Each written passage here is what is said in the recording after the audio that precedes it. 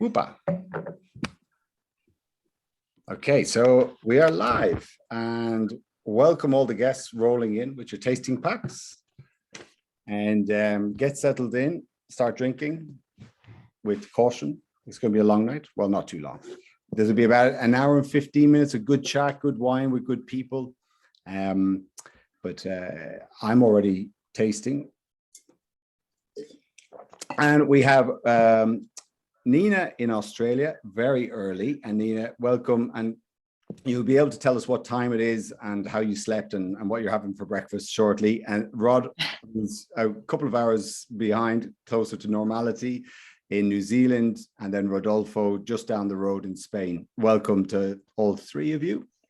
And I'll just get everyone settled in. I think we have about 600 people or so who taken up the tasting pack this evening, and I'll be able to give you an introduction to the how-to, very simple, opening, pouring, sniffing. But these are the tasting packs, which has each of the winemakers' wines in them tonight. So as usual, as we have been doing on these tastings, most of the crack, most of the entertainment happens in the chat room just down below. So make sure you get involved there, let everyone know where you are and what you're drinking. Well, hopefully these 6 wines. And then as we go through, if you've got questions, you can put it in the Q&A on the far right side there of the Zoom Prezzo. And we'll be looking at each winemaker or talking to each winemaker one by one, so both of their wines together, because the whole purpose of this is to sort of see the advantages of the sweet spot. So you get great wines from each of these winemakers, but then in each case, there's always the opportunity to, in a sense, upgrade the wine. And that's what each winemaker will be telling us about this evening. And so you can ask questions in the Q&A just there on the right. And there'll also be opportunity at the very end if you just want to ask general questions.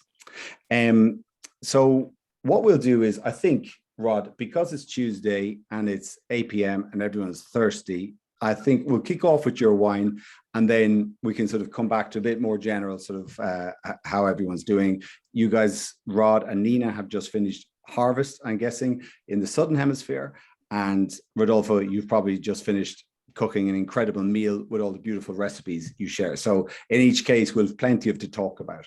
But so Rod, before we start talking about your wine, I'm just going to give the real Blue Peter, which was a TV show we had in the UK and Ireland, in terms of simplicity of how to open your tasting pack. Okay, so excuse me if this sounds dumbing down, but what you don't want when we get onto the reds is your tasting pack all over your nice white carpet. So basically it kicks off simply by, you give it a little press on the side, that breaks it. Oh, did you hear that? The perforation.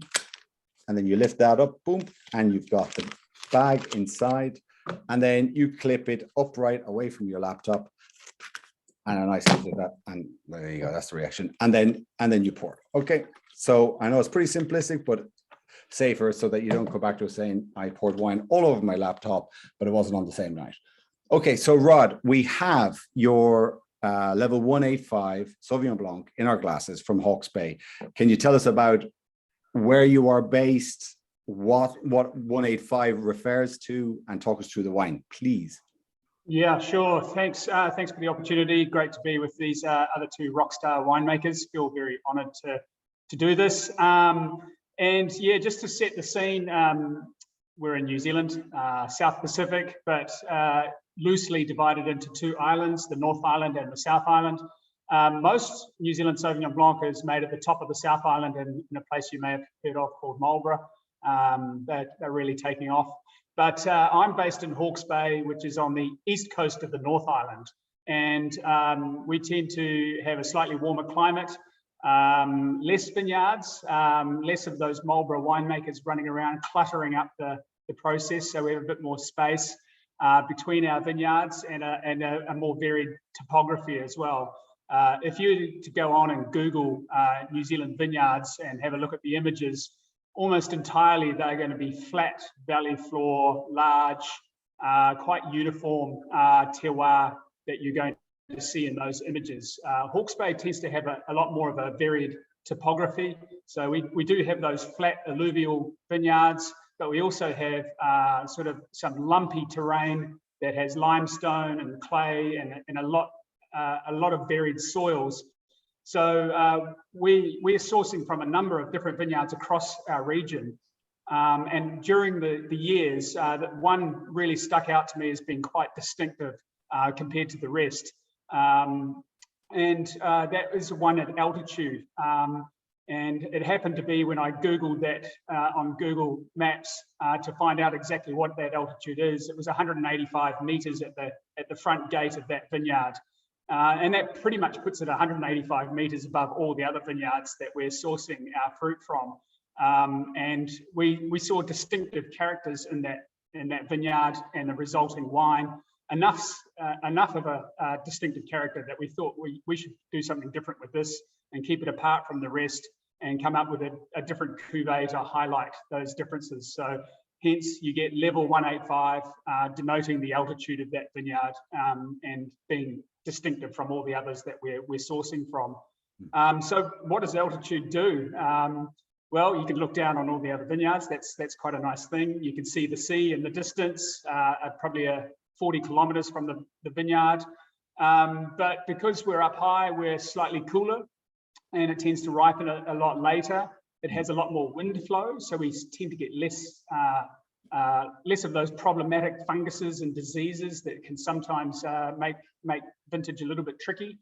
But we've also up on some red clay over limestone, and if anyone's ever seen images of, Coonawarra soils or anything like that, it's that really distinctive red clay over really distinctive white active limestone. And we see something quite unique on anything that's grown on limestone. And I'm sure Rodolfo and Nina could testify to this around the world, that limestone has unique properties when it comes not just to grapes, but anything you grow on it. There tends to be a rigidity and an erectness to anything that grows there, and a perkiness. And we see this coming through in the wine as well, and more minerality, more steel in the wine. And what I mean by steel is less of those overt, sweet, cloying sort of New World fruit characteristics. Passion fruit, yeah.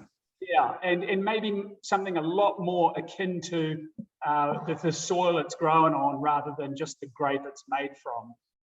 So we see a lot more. If we did have to characterize the fruit, what I see, typical New Zealand Sauvignon Blanc, you tend to say things like asparagus, gooseberry, passion fruit, really in your face. A wine that does I say a wine that does the thinking for you because it's so blatant in the glass. Whereas I find with the level 185, you're looking at citrus blossom, mineral. You can even imagine a chalk dust sort of element coming through on that wine.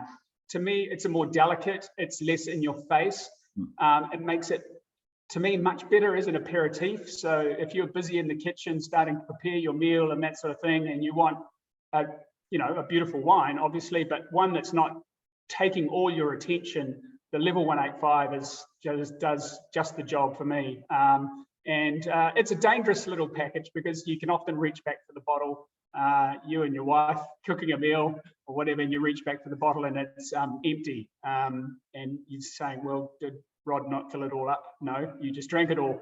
And you need to open something else pretty much straight afterwards because it really gets the saliva glands going. It really sets the scene for eating whatever you're preparing that comes afterwards. So we love we're Philistines in New Zealand. We like all our wines as an aperitif. We often think that food gets in the way of wine. So we open a bottle and we scoff that while we're preparing a meal. Then we scoff our meal and then we scoff more wine after the meal. And that's what in New Zealand we call food and wine pairing. But we are becoming a little bit more sophisticated as we mature as a nation. But that tends to be the way it happens in our house. And I'm not that bad to admit it.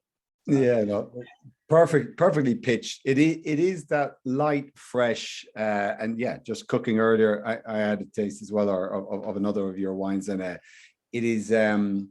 I think that what you described versus other beautiful wines we have from New Zealand, which they're a bit more sort of dialed up and a bit more amplified, and this one is just the lightness, the crispness, the fleet of foot that is refreshing. I mean, and in contrast, you have plenty of barrels in the background where you are. This is sort of your own winery, but typically with your New Zealand Sauvignon Blanc, you don't apply oak. Would I be right in saying that? Yeah, so it's entirely fermented in stainless steel. We deliberately, we do inoculate with a specific yeast, and that yeast is as neutral as possible. What we wanted to do is to convert all those natural grape sugars that we've spent all season developing in the grapes, converting that into alcohol with as little interruption to those fruit characters as possible. So that's pretty much the way we do it, and we ferment quite cold to retain as much of the aromatics as possible. We do leave the wine on the spent yeast lees post-fermentation for an indeterminate amount of time, really. We just taste. Sometimes it can be just a few weeks and sometimes a few months, just to develop the palate and gain a little bit more complexity and texture along the palate. But very, very simple winemaking. Not to underplay my hand completely, but the critical winemaking decision is when to pick and capturing that essence of that vineyard. Sometimes Sauvignon Blanc can be very, very brief. It's a finite window. You pick too early and you've got a grassy green bomb that can be interesting, but not that palatable. And then if you go too late, you basically just lose all those aromatics really, really quickly. So it's a really, Sauvignon Blancs are really around how many footprints you put in that vineyard leading up to harvest, and just really assessing what's going on. And it's not an easy thing. Your palate can fatigue to the character of Sauvignon Blanc in the vineyard very, very quickly. You taste a few berries and you go, wow, that looks amazing. Then you walk along the row and then the flavor's gone, and then does it come back? And choosing that moment is a really interesting process. It's probably the best fun we have, driving around all those vineyards leading up to harvest and walking a lot of rows and ingesting a lot of grape sugar and really, yeah, trying to pin down that very narrow window of, yes, let's go in and pick. So that's the critical element, I find, of all the winemaking decisions. Once we get that good fruit in the winery, well, you know, you're pretty much 90% of the way there. Yeah, I think you paint a beautiful picture there, just of, you know, the amount of the influence of the winemakers, the footprint in the vineyard, testing, because the work, by and large, I think you would imagine is carried out in the vineyard, and then you're just sort of carrying it from vineyard to bottle via the route of a winery. It paints a lovely picture. And Nina, if I can draw you in on this conversation, I know you were based in New Zealand making wine, quality wine in New Zealand for a while, but you were in Marlborough, is that right, when you were there? Yes, I bristled, Rod, at you talking about the Marlborough winemakers all over the place. In a good way, of course. No, it was great fun. But yeah, it was fascinating, the different flavors in the different sites, and how much those soils influence the fruit, and how you could actually taste it in the vineyard before you even got it into the winery, before post-ferment. And when you were there, were you aware of the north-south divide, let's say, you know, like those up in Hawke's Bay and you guys down in Marlborough? I mean, was it a realistic or tangible taste difference? Because, you know, the wines of Bill and Claudia, who you're dear friends, you know, small Sauvignon Blanc, they have a more passion fruit, exotic flavor, and then Rod's is more linear, fresh, pure. And is that always something you were aware of when you were making wine in New Zealand? Yeah, and the guys from Hawke's Bay, like Rod, used to tell us all the time. No, just kidding. I think that's what makes it so, you know, such a wonderful country to make wine in, and obviously the nuances between regions are quite significant. But then even within areas like Marlborough and Hawke's Bay, there's, like Rod was saying, the altitude changes and soil changes, and there's such diversity in vineyards and in fruit and in winemaking techniques, and that's what I think makes it so magical. I mean, it's like that in obviously many parts of the world, but I found in New Zealand it was particularly interesting and engaging, I guess. Yeah, you know, and a little bit of banter between the North and the South Island, and then obviously chuck in the fact that I was Australian. I had to grow a little bit of a thick skin about the rugby and all sorts of things. Yeah, and Antipodean mishmash. God, that was so Exactly. Okay, so Rob, what would be useful for everyone, I think, at home now is to taste your, if they haven't already drunk it, but your reserve following your level 185, just to sort of illustrate what takes a wine from being delicious, as you say, aperitif, while you're cooking, to the main event and the real deal. So we're going to open number 2, or I am. You guys may already be there, but then Rod, maybe you could just talk us through this and how it differs from your 185. Cool. Yeah. So once you've got that in your glass, the difference should be immediately apparent, particularly on the aromatics. So this wine is sourced from vineyards on the valley floor, much heavier alluvial soils. And this is typically where both in Marlborough and in Hawke's Bay, we probably attain the characteristics, if you're familiar with New Zealand Sauvignon Blanc, that are eminently more recognizable. And for me, those jump out of the glass as that gooseberry, passion fruit, some greenery in there. We don't like too much of that, but that gooseberry, passion fruit, and you just go, wow. So we like to make wines that promise something sweet on the nose, but deliver something dry on the palate. And that's sort of a mantra for the way we try to finish up all our wines. Nice. Promise sweet, deliver dry. And so a lot of people smell this and then they taste, oh, it's too sweet. And then you realize it's actually bone dry. It's just the intensity of the fruit aromatics that can fool your palate. And then you get that tango between the cool climate New Zealand acidity and that intensity of fruit. So we source from 6 different vineyards, and the reserve, as the name denotes, is the best portions of that blended together to make this wine. And it's meant to represent the pinnacle of our craft in terms of blending. So the different components, some have got a lot of salinity, some have got a lot of acidity, some are almost sweet because of their intensity of fruit. And it's really about that little combination of blending little bits and pieces together in the tasting lab, and then replicating that in the winery to come up with this wine. So there should be, because of those various components, different vineyards contributing to the whole, you should see a lot more complexity and components.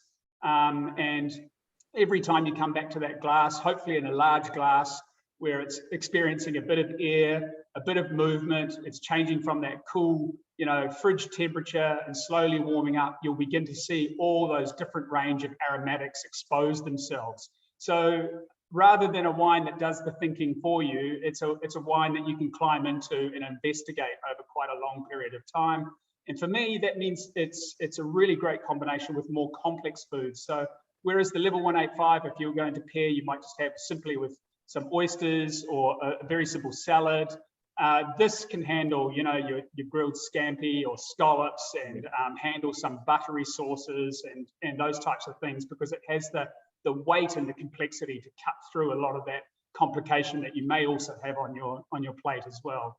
So it's a wine we're tremendously proud of. It's perhaps unexpected from Hawke's Bay terroir, and this is the one where we like to rub shoulders with our Marlborough counterparts and say, we could put this in a lineup with the best of you guys, and really, it's going to be pulled forward as well. Back to that Marlborough Hawke's Bay divide.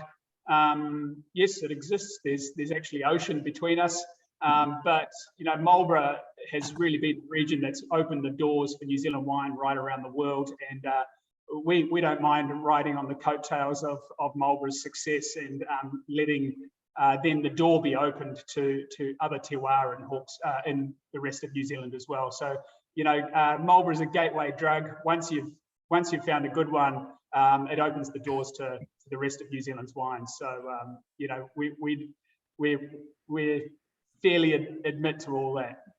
That's a nice analogy. Well, is it a nice analogy? It's an analogy. Yeah, we follow. Yeah, no, very good. I concur. I completely agree. Actually, the exuberance that sort of dials up a level here. You really feel that you are now actually seeking out food matching, grilled scampi, as you say, delicious. The first one was more of a refreshing crusher for the summer days, and then this one really demands all sorts of food. And the length, and the bit that really switched me on was when you're talking about the components in the blending. And as those of us privy a little bit closer know about the where wine is an art and a science, and actually the creativity that goes into producing, you know, this sort of palette of flavors and colors on your own palate.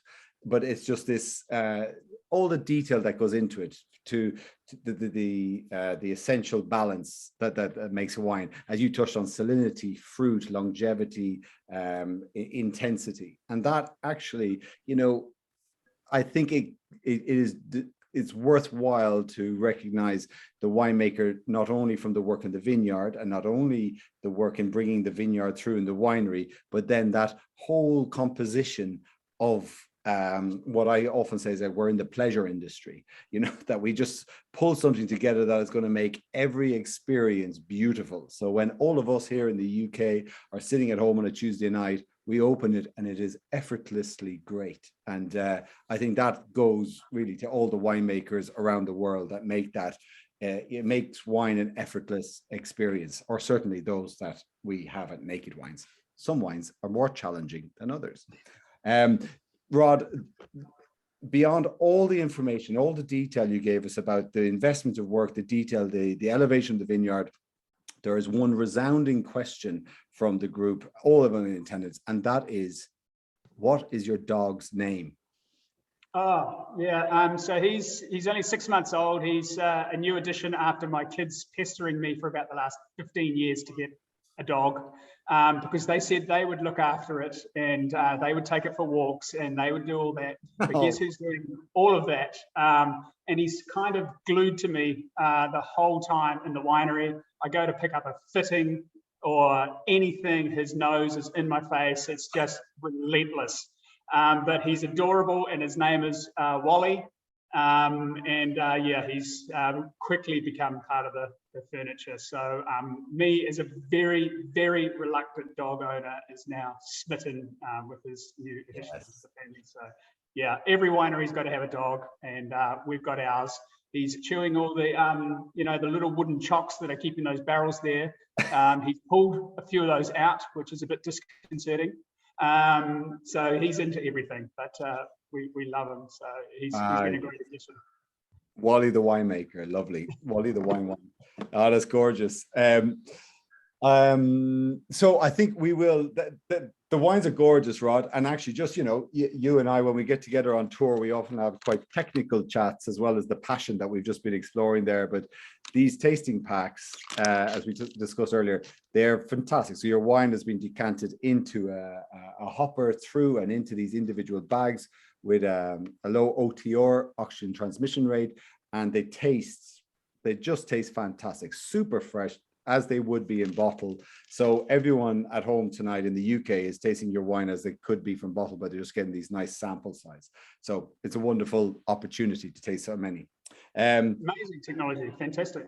Yeah, it is. And the online wine tasting club, or the guys in training, they've been real expert. They have a great expertise in this.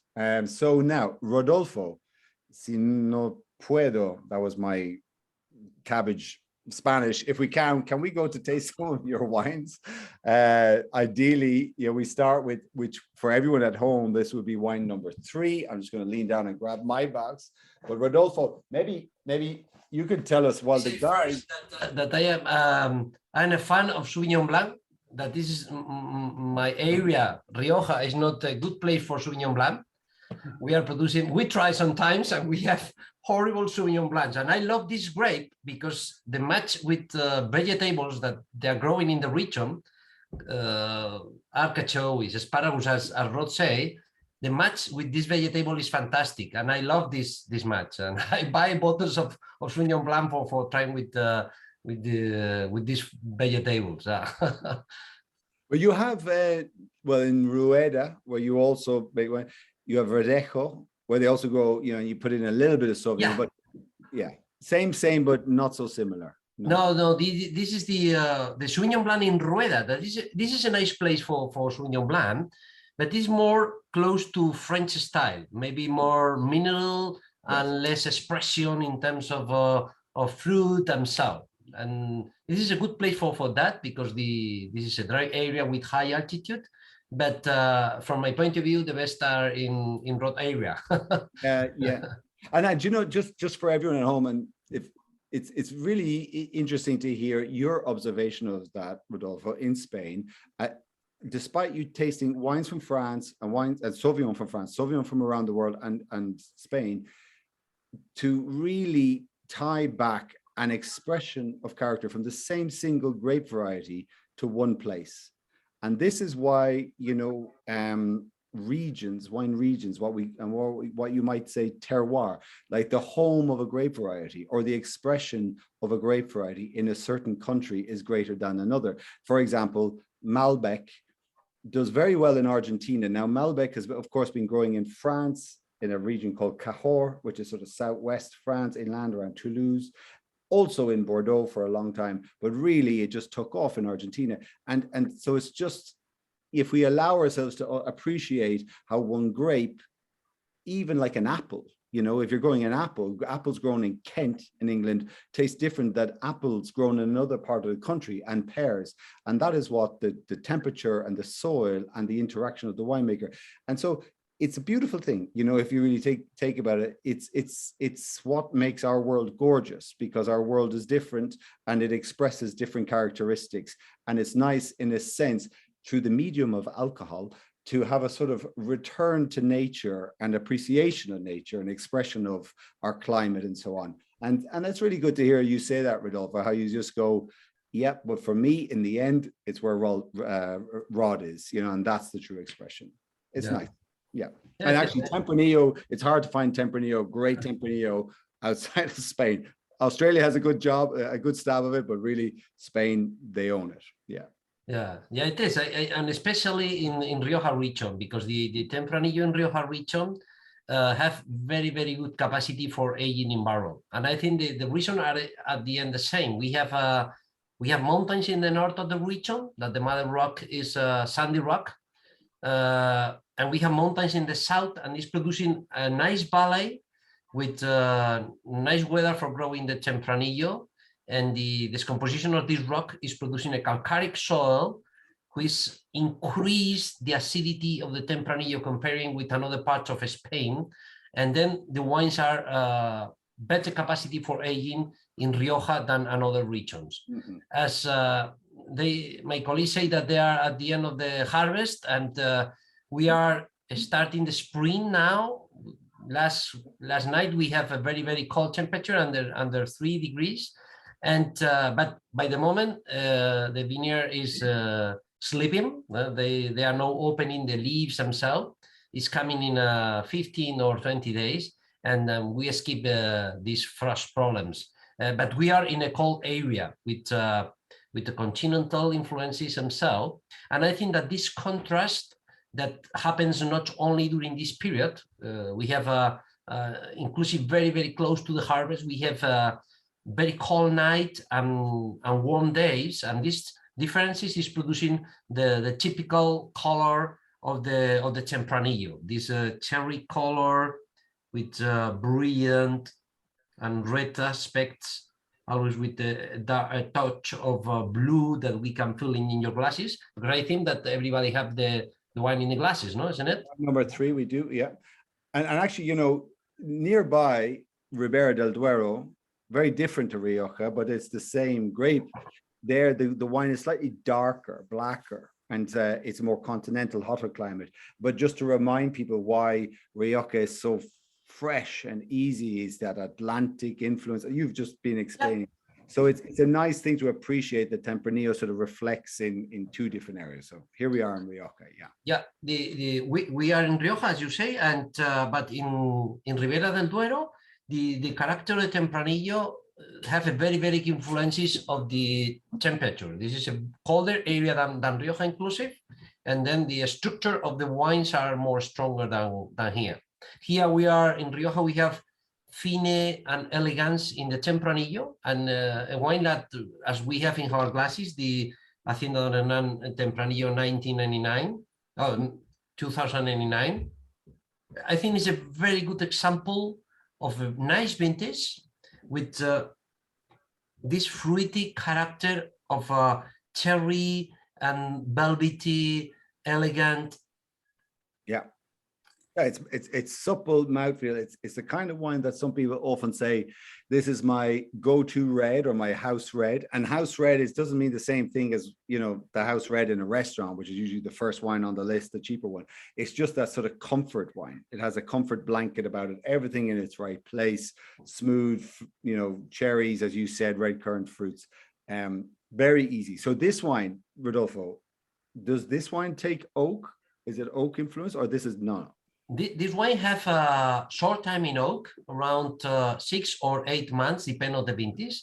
This one, this is 2019, was 8 months in American oak. That this is the more traditional. The two wines that we are going to try today, aged in American oak. That this is the more traditional style in the region.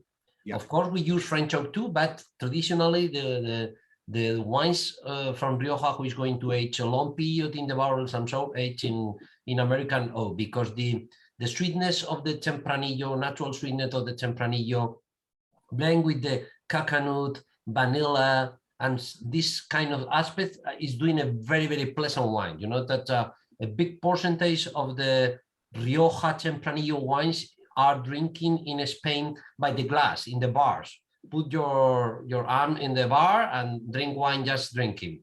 And this is the reason is that it's very, very pleasant. This is very clean and fragrance. This is very elegant. Yeah, beautiful. And actually, Rodolfo, you shared some images with us earlier. Can I share these on the screen, and then you might just talk us through a couple of images just to sort of give people contextualize, because you were talking about Ribera del Duero versus Rioja. Okay, so you say I'm doing. No, I'll do it. You are going to do? Okay. But everyone hold your hats, because this works most of the time, not all the time. Easy for me. It's part of the entertainment, where to see, can I do a presentation here? But okay, so just starting, tell me if you can't see this. This is just the mountain, the Sierra de Cantabria, that we have in the north of the region. And from this mountain to Atlantic Ocean, we have around 90 kilometers. Then this is it's very, very close to the sea, and then we have a big influences. Usually, winds are coming with water crossing the ocean, and the first barrier that they have is the mountain, and they usually rain at the other side of the mountain, and the winds pass to this side, to the Rioja side, clean, fresh. Very few times it's raining with this type of winds. But it's keeping the freshness in the atmosphere, and so, because the altitude that we are is not very high. We are from 400 meters to 500 meters. But with these Atlantic influences, we have a cold weather, and so we have very markable the summer, spring, winter. They are very markable during the year. And so this gives and actually you can sort of taste it in this one. It's just it's bright, as we might say. It's a lively, crisp. It's not a sharp wine anyway. It's what we describe as rich and smooth, but it does have a purity and a liveliness to it, I guess. And so this is, I guess, from what you've just described on that influence. But the pictures are gorgeous. You know, tell us, Rodolfo, what time of year is this when you get these kind of colors? This is just at the end of the harvest. Maybe this picture is around October. But we have in the first of the presentation, you have pictures of this moment of the end of the sun. Okay, this is just before pruning. This is the middle of December or something like that. You can see the small bunches, because the Tempranillo have this is natural characteristic of the grape is producing these bunches that they are not ready for picking in the harvest moment, and then usually put in the fields and no picking in the moment of the harvest. But the more traditional vineyards are growing like that in goblet. Yeah, very good. So, and like you said, you're getting through this frost period without too much issue. And so hopefully it'll be a normal year for grape growing.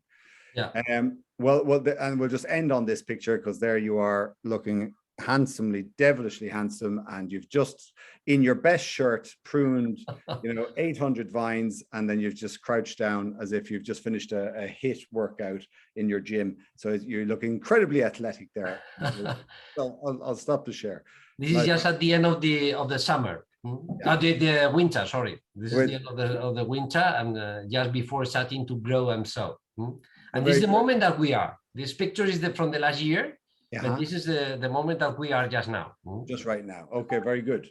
So as I mentioned at the beginning, we'll move on to Nina and your beautiful wines just after. But in order for us to sort of compare and contrast, it'd be useful to see, to taste, having tasted this delicious Tempranillo, now to taste your Crianza. So Rodolfo, we'll taste your next wine, and then perhaps you can explain to us that sort of step up in quality and how we get there. Okay. So, I'm going to dig out my wine number 4 and pop it For open. the Hacienda Don Hernan Tempranillo, we use grapes which around 20 to 25 years old. That's for us, from our point of view, they are younger vineyards. And because we are starting to picking grapes for wines which are going to age in barrel around 10 years old, minimum. And the average of these vineyards are around 20 to 25. And for the Crianza, Hacienda Don Hernan Crianza, that is this last wine that we are going to try from our range. Here we have a very, very traditional style. The vineyards are older than I was talking for the Tempranillo. And always we are looking, we are thinking in the acidity, because we need a good acidity level for aged in the barrel longer period. This wine aged in barrel around 14 months. And it's pure Tempranillo, 14 months in American oak. And here, this is a wine, this is the vintage is 2018, but this is wine that you can keep at home with no problem, because the evolution is going to be very good. You have a good place for keeping the bottles. The evolution is going to be good. And you just mentioned acidity, and just for those who don't use the language so often, but acidity, it's the sort of the lifeline, it's the pulse, if you almost thinking simplistically back to food. If you just want to preserve a fruit salad, you squeeze lemon juice on it, and you might it's an antioxidant, it keeps it going. In this case, it's the vibrancy on the side of your palate, it's the pulse of a wine. And so that's why acidity is so important, just to keep the wine perky, fresh, and I can feel it. But what you don't feel is a sharpness. Whilst acidity relates to that sort of side of your tongue, it actually always just makes it effortless with regards to the rest of the wine. Is that what you're looking for? Just something that supports? But in case of Tempranillo, we need good acidity for aged in barrel, but the velvety character of the grapes, because you know that the acidity at the end is not only a parameter. You need to check the combination with the alcohol. And I think that one of the characteristics of Rioja region in terms of making wines is that the balance of good acidity for keeping and aging the wines in barrel, and good alcohol balance, that the acidity is acid character in the mouth, and the alcohol is sweet. This is sugar, close to sugar aspect, round and so. Yes, and this balance is very important. And I think that this vintage, especially the Hacienda Don Hernan Crianza 18, this is from my point of view, it's a perfect balance. Yeah, I know what you mean about the sweetness. It isn't actually sugary sweetness. It's just supple, and it all sort of comes together. I think creaminess, as you mentioned earlier, that's the perception it gives. And so tell us then the difference in, so do you use a different type of oak, or it has to go through a longer aging? Is that where we see that great step up? Yeah. Usually the new vintage, the new wines, just at the end of just now we are starting to age 2021 wines. Then first step usually is going to new barrels, because barrels are coming just in the moment of in this period of the year for receiving. When the malolactic process finishes, we're starting to fill in the barrels. And every time that we're racking, that the wine like that that have no filtration. We rack 3 times minimum before bottling. Every time that we're racking, we pass to older barrel. And then because at the beginning, the wine have a big structure, big body, and with the evolution in the barrel, taking the oxygen and so, the wine is getting more fine and more elegancy. And then we pass to barrels who is 1 year old, or at the end 2 years old, because it's going to be more soft with the wines. It's going to be less aggressive, and at the same time we have more and more fine wine every time that we're racking. We separated the sediments themselves, and then with this system of 3 different age in the barrel, we obtain this balance, this good balance in the wine. And Rodolfo, if I can just clarify for some at home, by racking you mean moving the wine from one place to another. So you move it to a place. The wine, it's a live product. You know, it's full of character, sediments, and so on, and it just slowly chills out and settles down. And then you take the top wine away from what's left. Yeah. And that's the purpose of it, just to sort of keep it away, because it's such a fascinating product when it's so live like that you want to let it digest, move it to another place, let it digest again.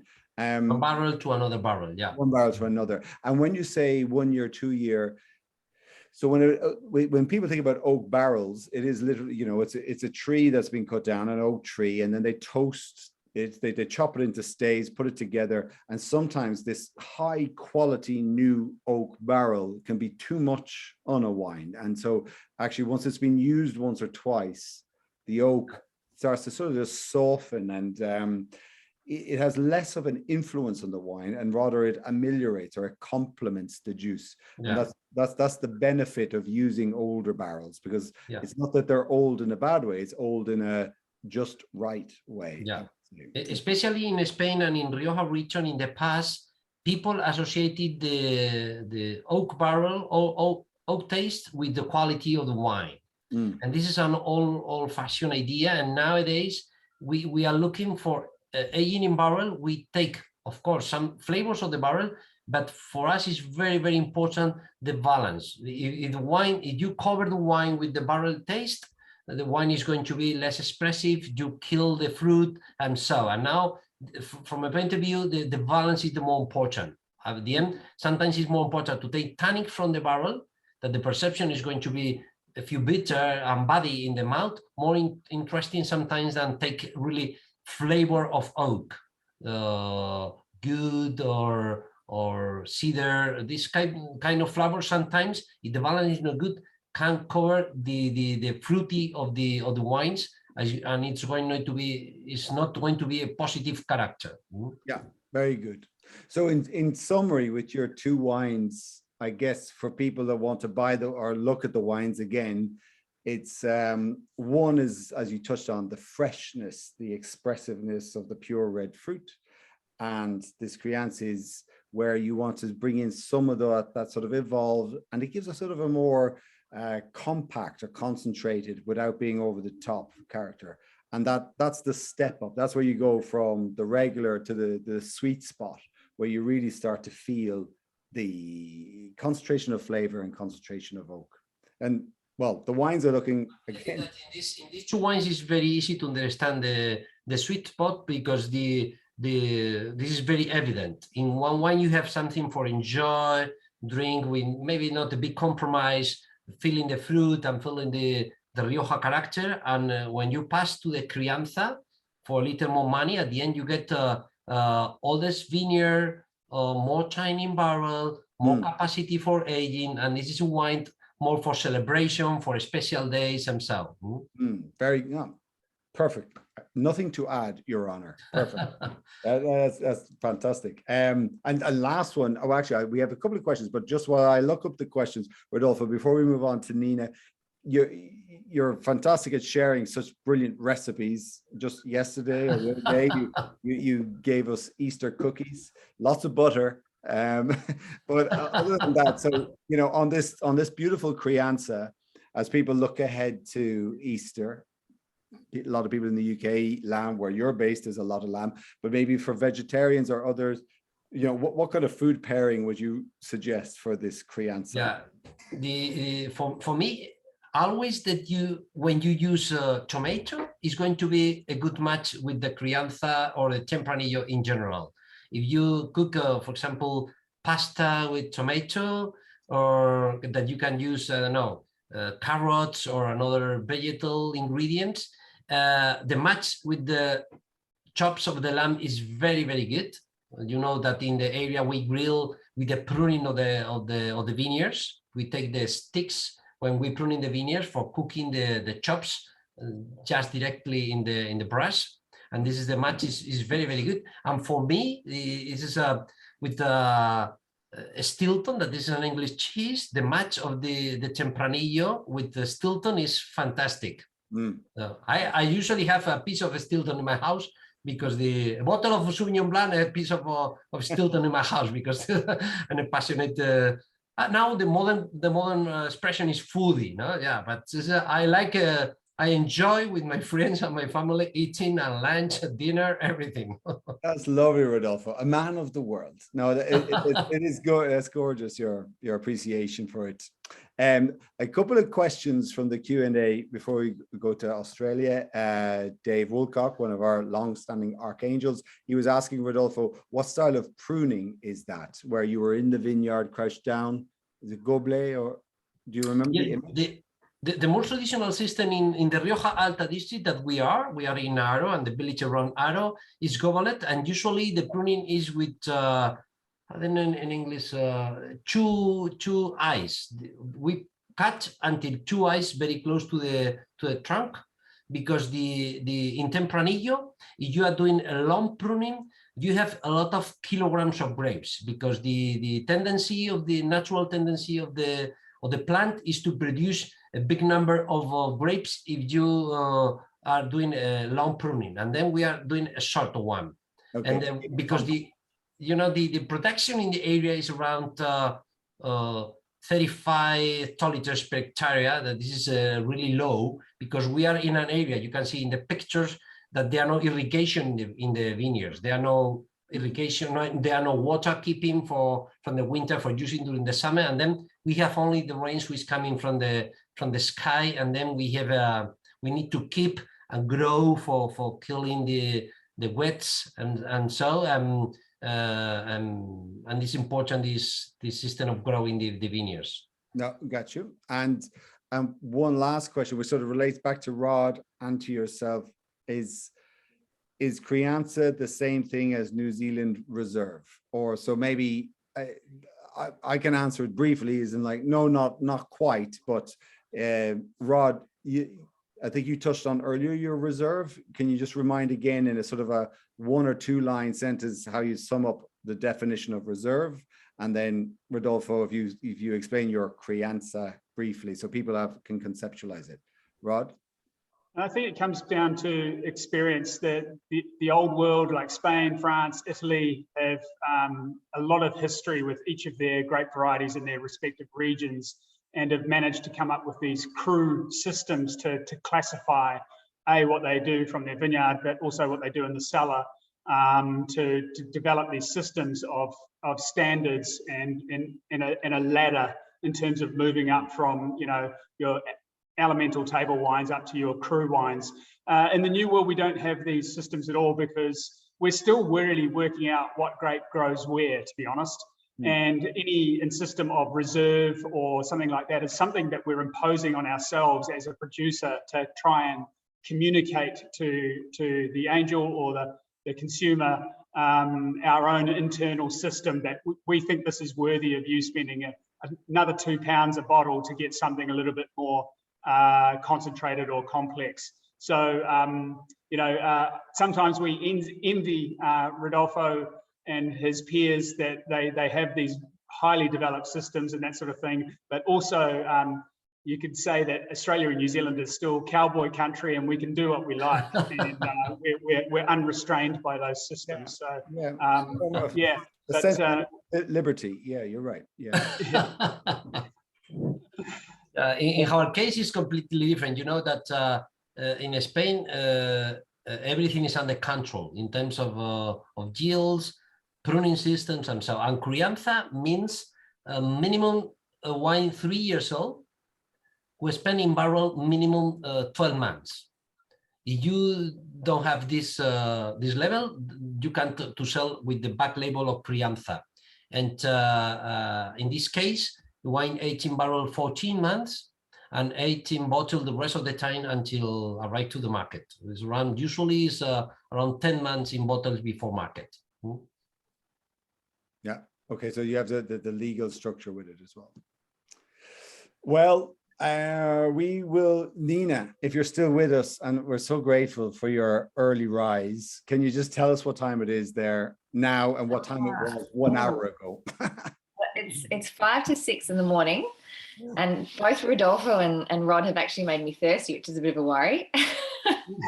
The sound of that Sauvignon Blanc for breakfast was beautiful, and now I'm already onto Rodolfo's Tempranillo in my head, and I think your tomato dishes with, I was thinking maybe some charred eggplant would be just delicious. So it must be breakfast time, I think is what I'm saying. That's it. Let me get on with the eggs, you're thinking. Yeah. May we kick off with your it's our wine number 5, so it's the Pedal Plucker's daughter Shiraz, and then we'll go on. Oh, you have it open, yeah. Okay, good. And that's I haven't opened it. I think I shouldn't open it. The kids will think I've got a problem. I think there's a level of social responsibility and alcohol drink responsibility in the world that we go, no, Nina, you're good not to taste wine before 7 a.m. and it's 6 a.m. there, so you're still good. Okay, great. Well, I'm going to taste it here, and I'm sure everyone is probably onto this wine already, but this is Nina's Feather Plucker daughter Shiraz, and it's wine number 5. So Nina, with the view of where we're going on to with your next wine, so like maybe sort of frame this wine for us, would you, in terms of its easeability? That's not English, I don't think, but easiness to drink, you know. It's cowboy country here, you can say whatever you want. Yeah, exactly. So this wine is literally made to be an easy drinking, juicy, gentle, any day of the week style of wine. And so everything in terms of the winemaking decisions and fruit sourcing is down to that. So I'm really looking for, first of all, vineyards that produce, in this case, they're quite in fertile soils that produce quite a lot of Shiraz, and the Shiraz that they produce is very juicy and sort of full of those primary flavors. Following on from Rodolfo's wine as well, this is a 2021 that everyone's drinking, so it's an absolute baby red wine. But I think that gives it its charm as well, because it's got that fresh vibrancy of real primary fruit style of Shiraz. So I hope I hope everyone's enjoying it over there. Well, we'll keep an eye on the comments and the questions, but honestly, the first taste that came through when I just had it now was blueberry, which I hadn't spotted before, but it has a lovely, it has a sweetness. It finishes dry, but it's just the upfront generosity. And I think sometimes it's a bit cold here in the UK at the moment, and when you do get that, suppleness and ripeness, and you really get to taste ripe fruits in the wine you're drinking, it's showing extremely well. And but this is how many years have you been doing this wine, Nina? Is this the 4th year you've been doing this wine? I think 3, but I might be wrong. Could be 4. I think it's 3. The pandemic threw a spanner in the works. I don't know what happened there. How many vintages happened in the last couple of years? But and where does this wine, the region in general? So you're in. So this is. I'm in central Victoria, which is it's an hour and a half north of Melbourne, where I am, which is where the next one we will taste is from around here. But this one is from further north, so it's a warmer part of it's New South Wales, Victoria. And it's a, like I said, it's a really sunny, real classic Australian Shiraz producing area. But what I particularly am aiming for as well with this wine is not to get those really, often Shiraz from warmer climates where it's high yielding can be quite alcoholic as well, and quite sort of, for me, in your face. And I really didn't want to do that, because I think yeah, I like to have a glass of wine on a Tuesday night while I'm cooking dinner for the kids, or, you know, having a bowl of pasta or something simple. And I don't want to feel that alcohol heat in my mouth and those sort of aggressive tannins. So this is definitely more of a softer style Shiraz, and that's, yeah, thanks to the vineyards, the grapes. And we've also this is now sourced from sustainable vineyards, which is really important for these sorts of areas, particularly because there used to be a sort of mentality of just pour the water on, produce heaps of fruit, and that's sort of job done. But obviously, from an environmental perspective, that's a disaster when we have very limited water. So the vineyards we source from are now really, really conscious and very clever with their use of water, and the vines can handle that. You know, they don't need to be flooded to be watered. They just need those really efficient irrigation systems that do produce this generous, juicy, delicious Shiraz, but also are not costing the earth. So, and it actually has the same kind of freshness as Rodolfo's first wine, you know, the Tempranillo. Yeah, I think you described, as you were talking to me about cooking at home, and it gives plenty of flavor, but it has a lifted vibrancy and freshness to it. So it's not what sometimes we might refer to as a big bruiser of a Aussie Shiraz. It's the other side of the coin, which is like, it's the Tuesday night version of, and then perhaps your next wine, the Sweet Spot, is the Thursday night. And therefore, although I'm not sure I'd say that your Saturday night, the Brave Goose Shiraz, is a bruiser, but it certainly is a stepping stone up in quality the whole way. And that's, and in fact, yours and everyone else's range illustrates that. You've got the Tuesday night, the Thursday night, and the Saturday night. And drink responsibly, everyone, but it's nice to have a glass of wine some nights in the week. But yours sort of show like where the rewards lie, or the anniversaries and so on. But but you're also an added, you cook and you share, but you grow a lot, don't you?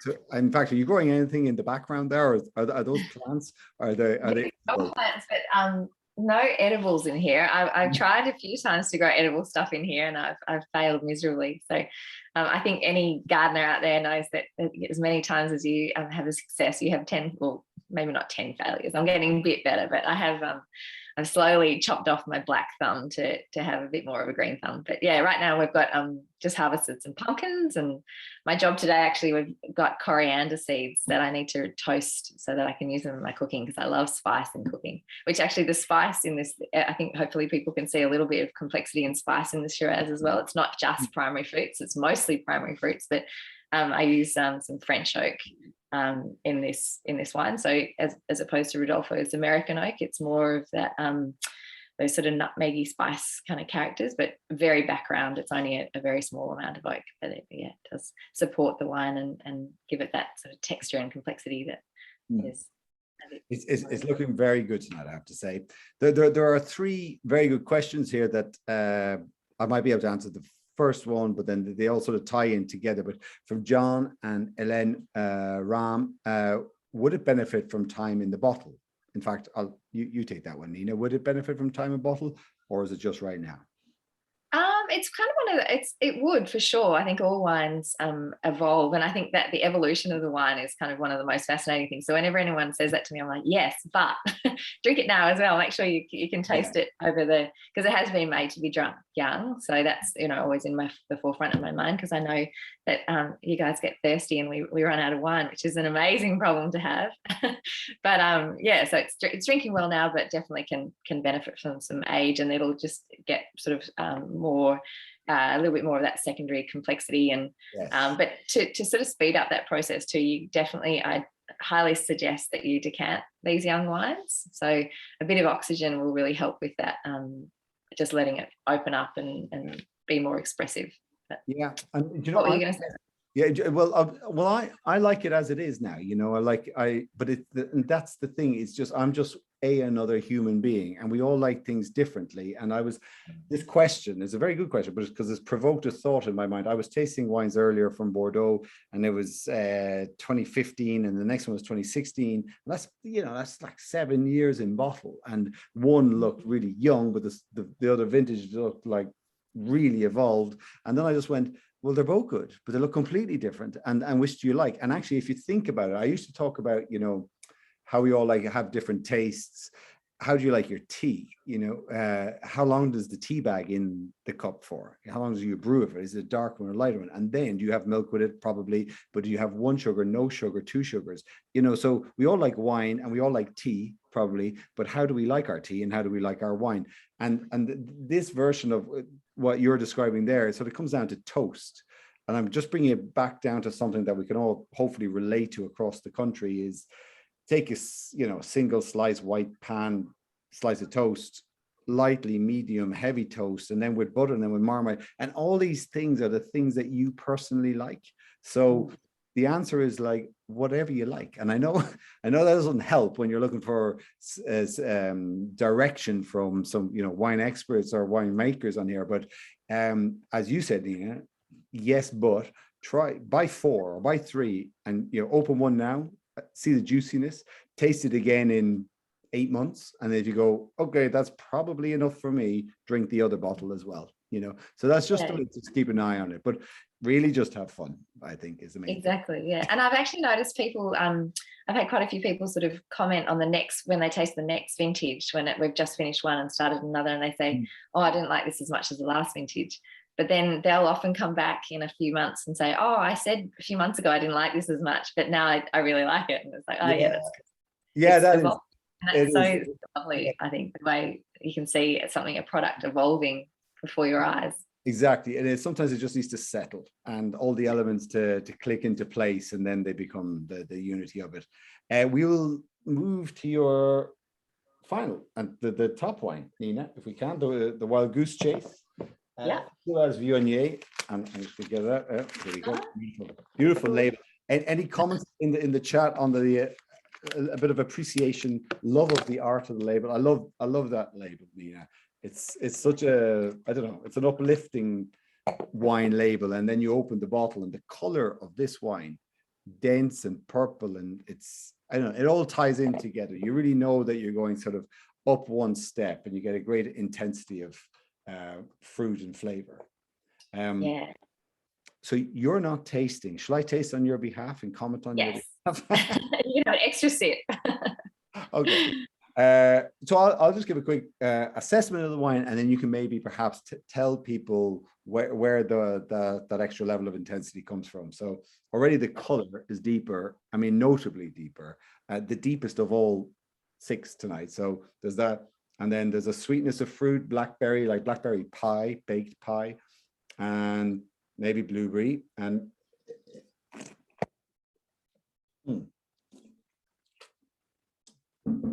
the whole, there's a fullness to the wine. It steps up in concentration while it's not being heavy, but density and full ripeness. So maybe you could explain what gives that extra purity of fruit and the real sort of delivery or generosity up, so you feel like you're getting quite a bit more. Where does that come from? So this wine is sourced from growers near where I am. So I'm, like I said, in central Victoria, much hillier country, kind of like what Rod, not like Hawke's, not as beautiful as Hawke's Bay maybe, but pretty beautiful as well. Very hilly, lots and lots of different soil types all through the region. But the fruit for this comes from a couple of different sites. One is quite ironstone heavy, and so we get more of that sort of earthy spice out of the fruit from there. It's also quite low yielding, certainly much lower yielding, all of these vineyards, than the further Plucker's Daughter region. So yeah, first of all, the lower yielding sites with these definitely more spicy fruit concentration, more tannin, more color as well. So that less irrigation as well around here, because we don't have as much water again, but also because the vineyards are planted to be more in balance in that regard, and they're pruned to have less yield as well. Like Rodolfo was saying with the Tempranillo, Shiraz does want to just grow lots of fruit, which is good in some ways, but you also to get those more concentrated wines, you do need to control that, and there's various ways in terms of pruning what site you select to grow it on, but also how much you water it. So that's important. Can I just ask a question there, Nina, and what you're saying in terms of, you know, because this is the Sweet Spot tasting pack, and where wine A is great, but wine B is, all wines are created equal, but some are created more equal than others, you know, and so wine A is great, but wine B is just this sort of peg above. You talked about lower yields, less water, providing lower yields, more concentrated.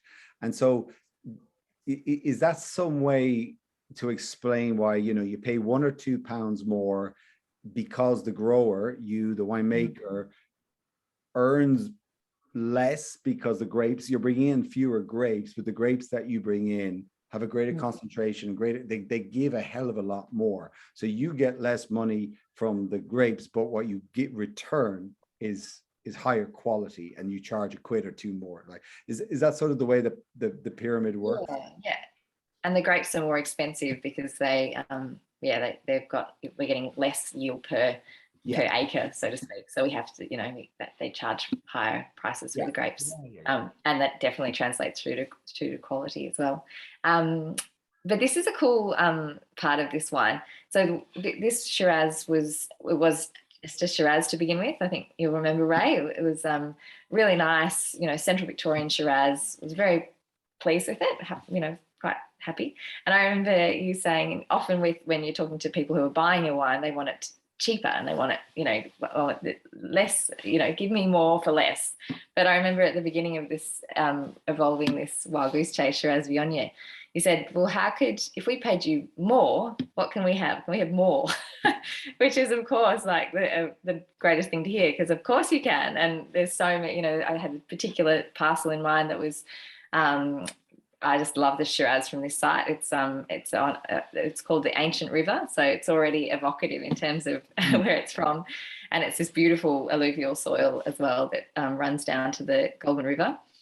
But on top of that, there was this lovely parcel of Viognier that was growing alongside it, and I love Shiraz Viognier because I did a vintage in the Northern Rhone and fell in love with the wines from the Rhone Valley, particularly in the north, and had made some Shiraz Viognier. So this was like an opportunity to do it in Australia on with some fruit that I'd selected. And so, yeah, when you guys said, could we get something even more special, that was my chance to make this one. So the Viognier is actually, depending on the vintage, but it usually lines up quite well with the harvest date of the Shiraz, which is also quite unusual around here. So it's often the Viognier is ready and the Shiraz isn't, so you can't co-ferment it. But I think John Jordan, who's one of my archangels, often asks how the balance happens between those two, the harvest dates. And this year in particular, I think I sent you a photo, Ray, we were able to pick them at exactly the same time, and so put them through the crusher. So only a very small amount of Viognier, it's about 3% of the entire blend.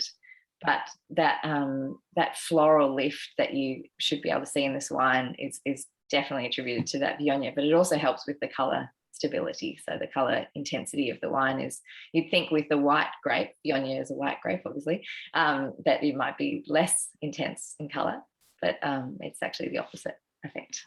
I may be able to, I'm going to risk this, I might be able to show this, but I've done this in the past, so I need immediate response, Nina, from like, no, that's not what we're looking at on the screen, Ray. So let me just see if I can share this, and because this is what you shared with me earlier. Let's see.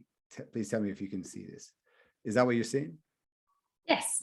Yeah, so that's a pile of Viognier on top of the Shiraz that's going through the crusher into the fermenter. So that's right at the beginning of the process, and you can see the white grapes with the red grapes. Obviously the proportion there is not what it ended up with in the tank, because that would be Viognier Shiraz rather than Shiraz Viognier. But yeah, it's good fun to make. And that the floral character of the Viognier, which is, if you drink Viognier, which a lot of you guys in the UK seem to love Viognier, which is awesome because it's one of my favorite white wines, that apricot-y, blossom character that comes through, I think, in the Shiraz Viognier too. So I'll be interested to hear what you all think. Yes, yeah, well look, it tastes delicious tonight, and honestly, the finish of this wine, the polish of it, the suppleness of it, it is a clear step up on the regular Shiraz. So, and thank you for reminding us of how the wine came about, where we said, can we give you more money for more wine? And then you delivered, because that's what you get. You pay an extra £1 or £2 and you get that step up Well, I might just see if there's any more questions at the end, and then I will. Nina, you can go back to bed. Rodolfo, you can go to bed. Rod, you're going to need to walk the dog again. But before we do, let's see. There was a couple of questions there about who's coming. Let me see. For wine, I think we asked about, will this wine age further, which I think we touched on, Nina, but actually because of the concentration of this wine, where do you think the development of this wine would go? This specific wine, the Shiraz Viognier. Yeah, well, I think the tannin structure and the concentration, the whole balance together in this wine is like you say, it's the next level. So it will age better than the Feather Plucker's Daughter will, but it's still made in that sort of real juicy, generous style that is drinking really well now. And I'd say up to 5 years, but it's not like one of these wines that you age for 10 to 15 years. Yeah, no, I concur on that flavor. And then a couple of questions. Yeah, Nina, the question about are you a wine buyer or a wine maker? Because the notes say you have to snap up this opportunity, and then in another note it says, you crafted this wine, but I think it sort of leads towards you have access to great fruit and great wine, and at the same time you're growing fruit off your own vineyard. Yes, I do all of the above.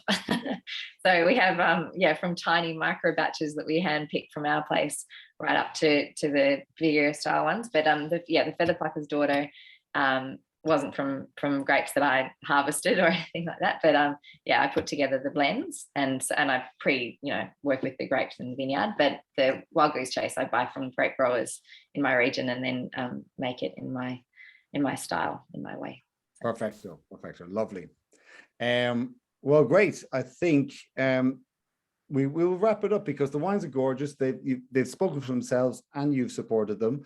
I'll thank everyone for their involvement. Thanks for getting up so early, staying up so late, Rodolfo. I know everyone in Spain is usually in bed at 8 p.m. at this time, or 9 p.m. But anyway, thank you for your time, everyone. And Rod, good luck with your day. Good luck with the next 15, 18 years with your doggo, and that's it. You get smitten. We have a new dog, and I love her to bits. I think about her during the day when I'm not with her. So it's a thing, isn't it? Yeah. It certainly is. No, thanks for the opportunity, guys. It's set the day on fire. So ready to go at it. We've still got all our reds on skins and lots to do. So still a busy time here, just finishing off the harvest. Good one. Yeah. Good one. Enthusiasm that we get from the angels and all through harvest. I think you guys would agree that it's so amazing to be able to be making it and having these long days, and then to read the comments at night about how much you're enjoying the wine, or you had a bad day, but now you're having a glass of wine and everything is better. It's just amazing. It really keeps us going, and we love it. So that's lovely. Nice one. And Rodolfo, thank you for your time. Thank you, everybody, and thank you so much to Naked Wines team for helping to us for sharing our wines, independent of the place that you are making. The effort for the drinks, for the wine consume is great, and I lovely this job. Cool. One big happy family. See most of you on tour. We go on tour in June, and catch you then. And but thanks for tuning in tonight, and I hope that helped to explain. I've enjoyed getting an explanation on the difference in the wines. Well, see you soon. Stay online, stay in the community. Let us know your thoughts. Good evening, good night. See everybody. bye. Thank you. Bye-bye. Adios.